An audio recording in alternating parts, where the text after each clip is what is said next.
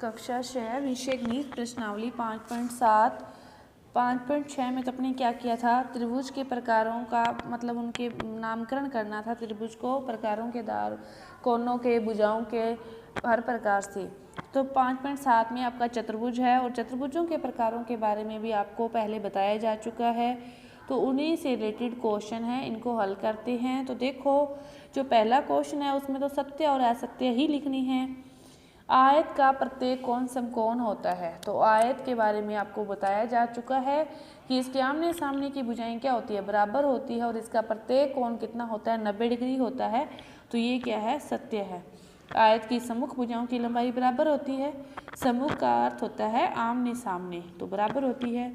वर्ग के बारे में आया है कि वर्ग के विकिरण एक दूसरे पर लंब होते हैं।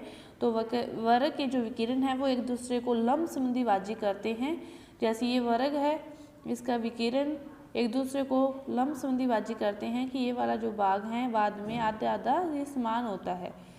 समचतुर्भुज की सभी भुजाएं बराबर लंबाई की होती है। समचतुर्भुज की भी चारों भुजाएं वर्ग की तरह क्या होती है, बराबर होती है। समांतर चतुर्भुज की सभी भुजाओं की लंबाई बराबर होती है, नहीं होती। समांतर चतुर्भुज की चारों भुजाओं की जो लंबाई है वो वर्ग और समचतुर्भुज की बराबर होती है, समांतर चतुर्भुज की बराबर नहीं होती। समलंब की सम्मुख भुजाएं समांतर होती है, तो ये भी नहीं होती। अब आपको क्या करना है, एक कारण देना है इस चीज़ का कि वर्ग को एक विशेष प्रकार का आयत समझा जा सकता है।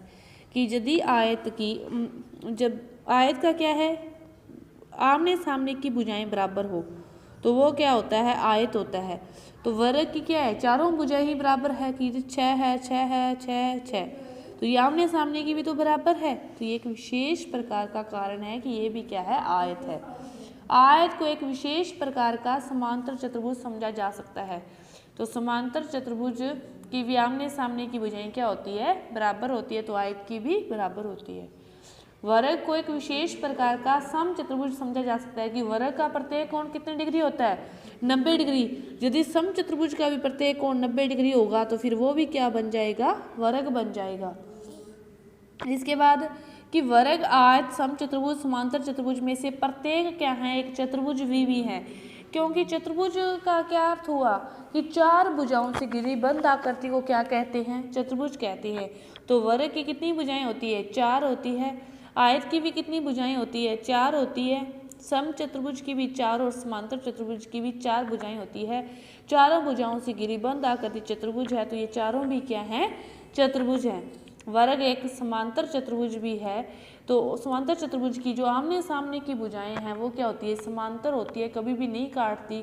तो वर्ग की भी आमने सामने की भुजाएं एक दूसरे को कभी नहीं काटती, तो ये क्या है, समांतर चतुर्भुज है। इसके बाद जो क्वेश्चन है कि एक बहुभुज सम होता है, उसकी सभी भुजाएं बराबर, सभी कोण बराबर हो, तो फिर वो क्या, आप समचतुर्भुज की पहचान कर सकते हैं। तो हाँ, कर सकते हैं कि समचतुर्भुज की चारों जो भुजाएं हैं वो क्या होती हैं, बराबर होती हैं। तो ये आपकी प्रश्नावली पूरी हुई। धन्यवाद।